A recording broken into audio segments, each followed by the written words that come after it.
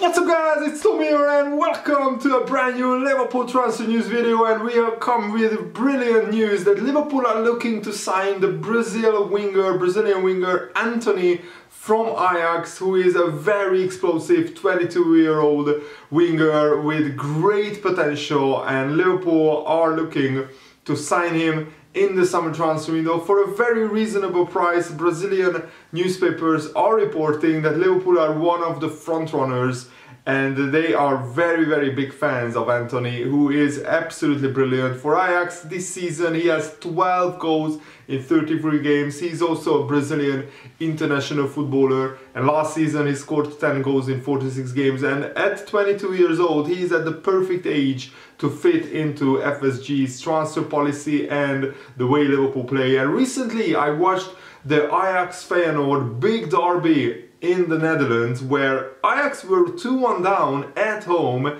and Antony was absolutely instrumental in Ajax turning the game around and winning it late on in a 3-2 thriller. It was a brilliant atmosphere at the Amsterdam Arena, and Antony scored the winning goal, and after that he celebrated wildly, like a wild player, and I will talk about that a little bit later. So if you are excited about this news, leave a like, subscribe if you haven't already, and happy Saturday to you guys. Let me know which country are you watching from in the comments below. And Antony finds himself on the shortlist for Barcelona, Bayern Munich and 3 Premier League clubs according to Brazilian outlet UOL, but Liverpool are one of the Premier League clubs mentioned in the report, and also the potential price that this Brazilian outlet is saying is £33 million, which would be, I think, a bargain price for Antony.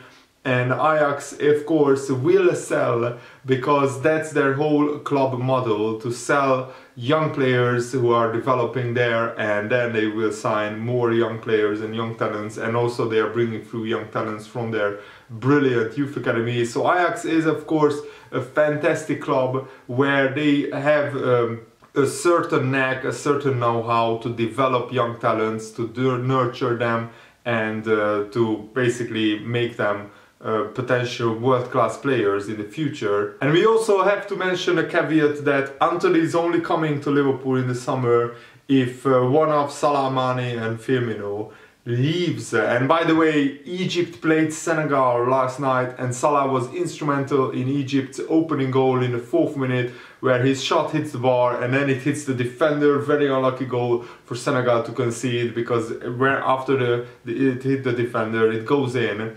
And Salah looked like he was fully fit, and he played the full 90 minutes, and Mane had some chances but he couldn't score. So Egypt take a 1-0 win to Senegal, and there is still a second leg to play for, so it's all to play for. And also another interesting quirk is that Antony shares the same agent with Rafinha, Deco, former Portugal playmaker. You might remember him if you watched Portugal back in the day. But Liverpool could be handed a clear pathway to Antony, because Barcelona are already in advanced talks with Deco, Rafinha's agent, for a summer transfer. Fabrizio Romano shared this. Barcelona are in advanced talks with Deco for Rafinha as summer target for 1 month now, but the official negotiation with Leeds won't start now. It will take some time.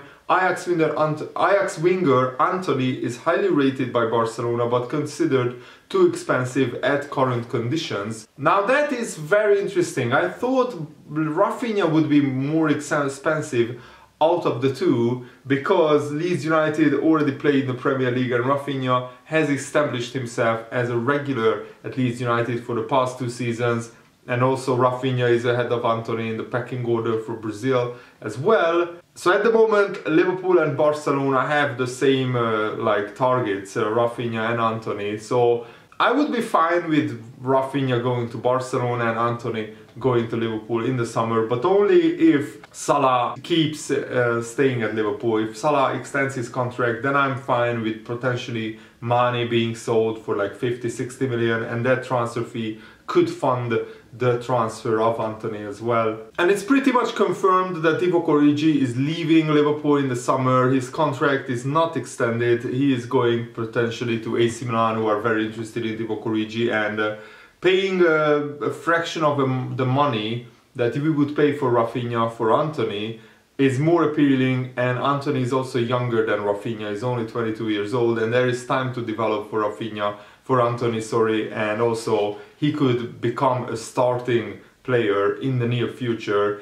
And look at how much Luis Diaz has fit in at Liverpool. He hit the ground running and he's already a regular starter just a matter of weeks after signing. And so this does make a lot of sense from Liverpool's point of view. Antony is capable of delivering special moments, and we can only imagine how far he could go under Jurgen Klopp's guidance, who will still be at Liverpool for 2 more years after this season finishes. And for £33 million, if that transfer fee is accurate, Antony would be an absolute bargain for that price. And Antony is a very, very creative player. He has great awareness around the box. He is quick, he can deliver brilliant crosses, and he has chipped in with a fair amount of goals as well. As I said, Antony has already 12 goals in 33 games this season.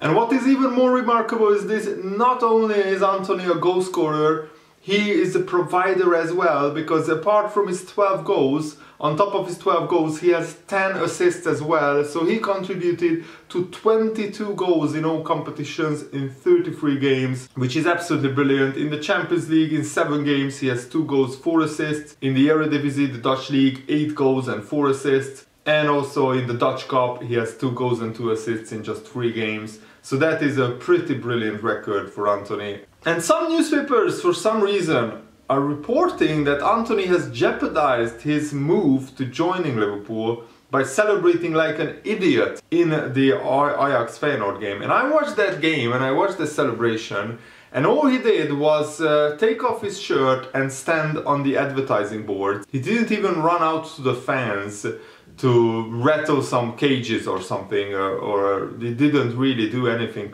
like over the top crazy. Yes, he took off his shirt like in a derby. You score a late winner, you are perfectly fine to take off your shirt, in my opinion, even though nowadays you get a yellow card for that, which I find still baffling. You don't want to sanitize football, you don't want to take passion out of players. And so Antony definitely has passion, and also standing on the advertising boards, he didn't really destroy any equipment. So how is he an idiot for doing that? I just don't understand why some journalists would say that Antony was an idiot for celebrating like that. He was just a passionate guy scoring one of the most important goals in Ajax this season, because Feyenoord was a direct rival in the title race for Ajax. And if they didn't win this game, PSV could have overtaken them in the title race. So it was, I think, a perfectly fine celebration. And Van der Geep, who is apparently a journalist in the Netherlands, he was convinced that scouts that watched Antony will not have been impressed by his celebration. So let's see what he has to say. Suppose we are in the stands as a scout for Man City or Liverpool, and we are looking at Antony, and what do you think we would say when we come back on Monday? We will not take that celebration. You don't see a Serge Gnabry or Leroy Sané or Mohamed Salah doing this. Then you can say he's young, but he can also get crazier. Salah has taken off his shirt many times in celebrations. When he scored that late goal against Manchester United, he has taken off his shirt and ran out to the fans. So how is that any different to Antony taking off his shirt and celebrating? Yes, he stood on the advertising boards, but as I said, he didn't really kick a microphone or kick the ball into the face of another fan or something like that, something that Rio Ferdinand has done previously. So I don't see how he is an idiot for doing that. Another ex-Dutch international, Wim Kieft, was also critical of Antony and his celebration. He's not that young anymore, because he has been doing this for 2 years. Such a boy cannot be calmed by a coach in the end. Ten Hag will of course never say that Antony behaves like an idiot, but he thinks so. In general, this behavior is addressed in the locker room, then someone says, hey, what are you doing? But I find this very extreme to say that Liverpool wouldn't sign Antony because of a celebration where he took off his shirt and stood on an advertising board in such a crucial game in Ajax season. I bet that these guys that they are saying this, they haven't played for a top club and they haven't been involved in a very, very close title race where one goal could mean so much. That Antony late winner has swung the title race back into Ajax's favor, and it gives them so much momentum. Now, if they win the rest of the games, they are champions, they win the title. And especially after Ajax went out to Benfica in the Champions League, which was a massive disappointment, I can fully understand why Antony was so passionate in these celebrations. So these guys are just absolute morons. They are the idiots for saying that Antony is an idiot for just celebrating passionately. I just don't agree with them, frankly. And when Antony was asked about what does he think top clubs are interested in him, he said, "I'm happy to be recognized like this, but there are other excellent players at Ajax, and at the moment I don't think about transfers or values. I'm happy here. But Premier League and La Liga are the two leagues that I find beautiful. When the time is right, I hope to play there." So Antony is definitely open to a transfer to the Premier League or La Liga, and that's perfectly understandable, because Ajax is always going to be a stepping stone for a player like Antony, who has a much higher potential. Antony started his career in Sao Paulo in the 2018 season, and then he had a full season 1 year later where he scored 6 goals in 45 games, and then he went to Ajax where, as I said, he already has 10 goals in his first season, and now 12 goals and 10 assists in his second season and counting. I think is very, very impressive. And also he already played 8 times for the Brazilian national team, scoring 2 goals as well. And he already won the Dutch League and the Dutch Cup. Last season with Ajax he won the double, and I think this season Ajax are on course to win the double again as well. And he also won the Summer Olympics with Brazil in 2020, so he has with the Brazil under 23s, sorry. So that's of course another brilliant accolade, brilliant trophy to put in his trophy cabinet, and I'm sure that that Antony would want to play for a big club and to win many more trophies in the near future as well. And I also want to speak about Jordan Henderson, because he spoke about the decision to play the Wembley at Wembley, the FA Cup semi-final, and he also agrees that it's wrong. Jordan Henderson said, "I've been thinking a bit more about the fans before this FA Cup semi-final. In many ways, it's their day, and not being able to get down to London for different reasons and the cost of that. In my head, it would make sense, obviously, to change it to a different venue, a neutral venue, especially with it being 2 teams from the Northwest, Liverpool and Manchester. That's just my opinion. There's obviously complications within that, I'm sure, which the FA have got to overcome. But looking at the fans, which is probably the most important thing for me, and something that we have learned over the past couple of years, how important fans are to football. It is really disappointing to see that it's a struggle, and it's got to be expensive for Liverpool fans to get there. I love playing at Wembley. I would like to keep Wembley for finals anyway.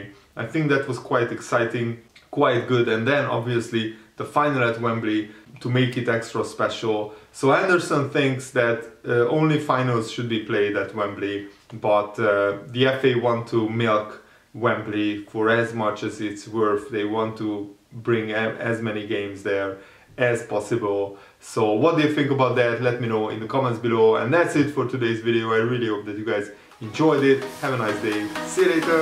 Goodbye.